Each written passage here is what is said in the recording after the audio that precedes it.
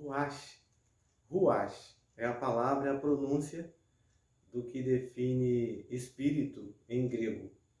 Algumas pessoas, elas perguntam para a gente o que acontece então quando uma pessoa morre e esse espírito dela vai para onde? Sai dela e anda e vai em algum lugar, ou vai para o céu, ou para o inferno.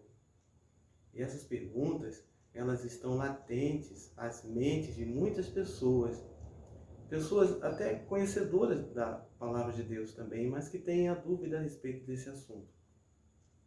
A Bíblia, ela é bem clara com assuntos direcionados à morte, à sepultura. Então nós encontramos textos na Bíblia que são claros e trazem uma evidência muito grande e um conforto também para nós muito grande quando nós lemos e percebemos que o texto está nos dizendo a verdade. Por exemplo, se você considerar o livro de Eclesiastes, no capítulo 9, ali tem toda uma indicação do que acontece no estado de um morto, o que se passa com ele. No capítulo 9, no verso 5, por exemplo, chega a dizer que os vivos, nós os vivos, sabemos que vamos morrer, mas os mortos não sabem de coisa nenhuma, nem tampouco têm eles ciência das coisas que acontecem debaixo do sol. Então, uma pessoa, quando desce à sepultura, quando aquele corpo é depositado ali na sepultura, cumpre-se a palavra de Deus, como foi relatada no livro de Gênesis, a respeito da vida do próprio Adão, de que ele iria arar a terra, ele iria sobreviver daquilo que ele colhesse da terra, até que ele próprio voltaria também ao pó.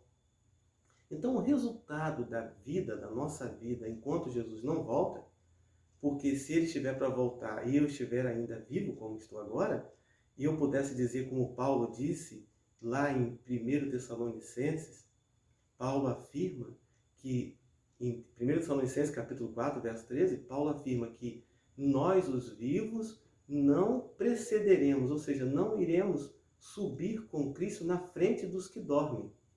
Então lá Paulo chega a explicar aos Tessalonicenses que a morte, ela é um sono. Então ele começa dizendo assim, todos que dormiram em Cristo ressurgirão. Então no mesmo instante que eu vejo Eclesiastes me dizendo que para onde eu vou é a sepultura e lá não tem nenhuma ciência. Ele continua dizendo lá em Eclesiastes que lá na sepultura não tem ciência, não tem pensamento, não tem nenhuma realização que o morto poderia fazer mais. Lá no estado em que ele está, ele não consegue visualizar sua família aqui, que ficou triste ou sofrendo, coisa assim. Ele está completamente desligado dessa vida. Então, se ele foi um cristão, viveu uma vida de acordo com a palavra de Deus, se ele foi salvo, essa pessoa, se ela foi salva, ela ressuscitará na volta do Senhor Jesus. Senão todos os textos sobre a volta de Cristo, eles estariam ali sem nenhuma base, porque Cristo vai voltar justamente para buscar os seus. Aí voltando a Tessalonicenses, 1 Tessalonicenses capítulo 4, do verso 12 em diante, diz lá que o Senhor descerá do céu com grande alarido, e a voz do arcanjo, ele soará a trombeta. Então, quando ele tocar aquele instrumento, a trombeta, quando ele soar a nota do instrumento, a voz dele em seguida dará uma ordem aos sepulcros para que eles se abram e os corpos saiam dali vivificados, com vida novamente. E logo em seguida todos seremos transformados num abrir e fechar de olhos, como todo o contexto nos revela, todo o contexto de 1 Tessalonicenses capítulo 4, verso 12. Jó, confirmando o que acontece quando morremos, Jó chegou a dizer que como a nuvem no céu se desfaz, você está vendo a nuvem, mas de repente aquela nuvem ela vai ficando clarinha, fraquinha, e ela some, ela desaparece do céu. Ele comparou essa nuvem fugindo do céu como o estado também de quem morre. que já não tem parte nenhuma em coisa alguma aqui na terra. Então fique tranquilo. Se você perdeu alguém, se você tinha alguma dúvida sobre o que acontece, não há nenhum sentimento no estado de morte.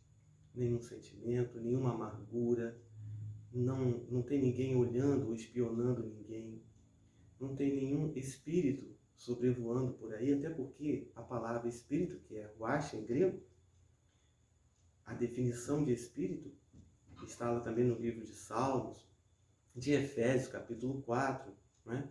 Então, o que é espírito?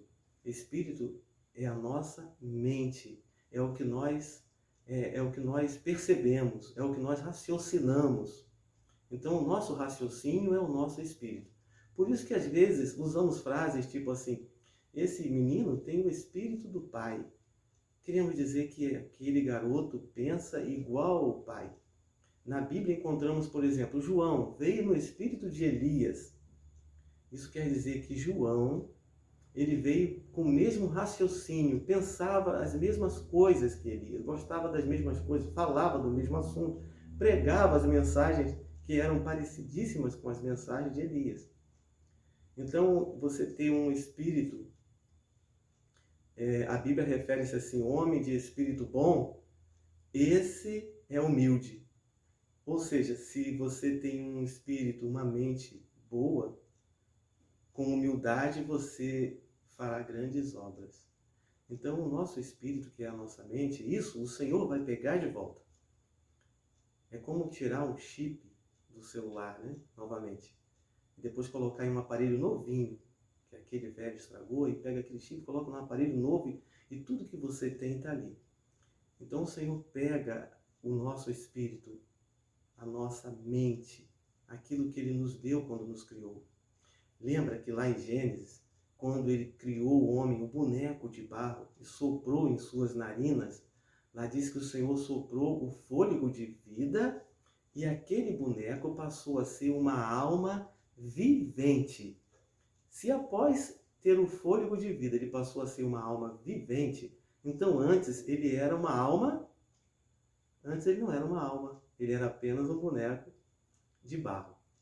Quando nos referimos à alma ou espírito, aí sim, aí nós estamos falando assim, o espírito dele ele é muito nervoso, ele tem um espírito de mansidão. Ou seja, é uma pessoa cautelosa, que pondera, que fala com cautela. Então, essa pessoa mansa tem um espírito de mansidão. Olha, essa tem espírito de porco, né? Espírito de porco quer dizer que aquela pessoa ela é nervosa e ela não leva desaforo para casa, ela é brigona. É isso. Estamos falando do poder mental, daquilo que o ser humano tem, que acha que controla, né? E que não tem controle total, que é a nossa própria mente. E o Espírito de Deus, ele também se revela ao nosso espírito, aqui na nossa mente. Então, o que importa realmente para Deus? O que importa realmente para Ele sou eu daqui para cima. Porque eu daqui para baixo sou apenas um corpo que Ele me emprestou. Mas o meu raciocínio, o meu espírito, isso importa. E a alma? Bom, a alma sou eu. Eu sou uma alma viva, né? Então, se você perguntasse assim, quantas almas aceitaram Jesus naquela programação especial? Foram 20 almas. Ou seja, foram 20 pessoas, seres vivos, pessoas. Porque se essas pessoas estivessem mortas, seriam almas mortas. Como estão vivas, são almas viventes, né? Como eu aqui agora falando com vocês. Então é muito importante ter essa noção que após a morte entra o sono, o descanso do sono. Mas ela foi triturada, foi queimada, nunca encontraram o corpo. Isso não é problema, era só o corpo. Mas o chip, que é a nossa mente, o nosso espírito, o Senhor pegou e guardou, está guardadinho. Na volta do Senhor Jesus, assim como está lá em João, todos que dormiram em Cristo, na volta dele, ele tocará a trombeta e todos que dormiram em Cristo ressurgirão. aí ele devolve o espírito ao corpo novinho que ele criou novamente. Porque ele pode, ele tem poder para isso. E aí viveremos eternamente com ele. Eu espero que numa próxima ocasião, possamos falar mais sobre esse assunto. Temos muitos textos referentes a esse assunto.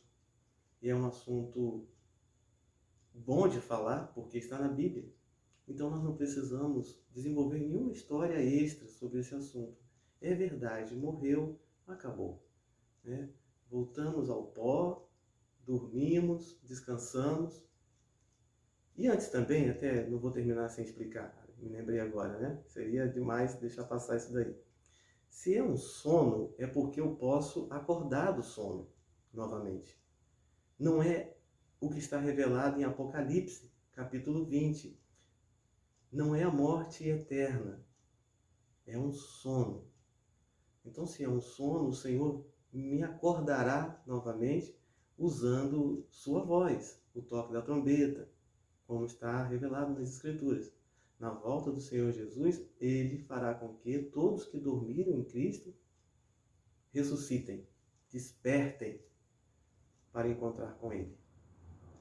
Agora, os que não dormiram em Cristo, esses não vão despertar na volta do Senhor Jesus, conforme diz o texto. Lá diz assim: todos que dormiram em Cristo. Mas eu acredito que esse vídeo vai ficar muito longo, não vai dar tempo de entrar nesse assunto. Mas em Apocalipse, capítulo 20, você pode considerar, abrir sua Bíblia aí e ler. Lá diz que os outros que não ressuscitaram, quanto aos outros, quanto aos ímpios, só vão ressurgir depois de 1000 anos. Que aí é um outro estudo, né? Vamos ter que estudar o que aconteceu aos ímpios após a volta de Cristo. Né? E é um assunto muito interessante. Nós temos aí ressurreições diferentes para poder estudar também. Temos a ressurreição de Daniel, temos essa ressurreição de João, a ressurreição de João que é igual à ressurreição de Tessalonicenses, que Paulo cita. Então a de Daniel é diferente. E tem a volta do Senhor Jesus em Apocalipse e essas ressurreições acontecendo também na volta dele. Então temos que estudar as ressurreições para saber as pessoas que vão ressurgir nas ressurreições aqui citadas, né? Então é um outro estudo realmente. Mas para aqueles que dormiram em Cristo, fica a promessa da ressurreição em Cristo Jesus. Que o Senhor abençoe a todos. E que essas palavras possam trazer algum esclarecimento dentro desse assunto aí do estado dos mortos.